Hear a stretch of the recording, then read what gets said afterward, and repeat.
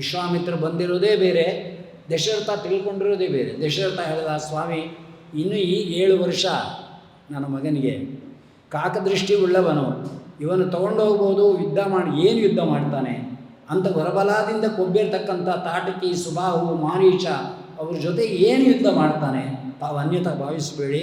ಚತುರಂಗ ಸೇನಾಯುಕ್ತನಾಗಿ 10 ದಿಕ್ಕುಗಳನ್ನು ಗೆದ್ದಿರ್ತಕ್ಕಂಥ ನಾನೇ ಸ್ವಯಂ ಒಂದು ಯಜ್ಞ ರಕ್ಷಣವನ್ನು ಮಾಡ್ತೇನೆ. ವಿಶ್ವಾಮಿತ್ರ ಹೇಳಿದ್ರು, ಅವ್ರು ನೀವೊಂದು ಕೂದಲು ಅಲ್ಲಾಡ್ಸೋಕ್ಕಾಗಲ್ಲ ಅಂದ್ಬಿಟ್ರು.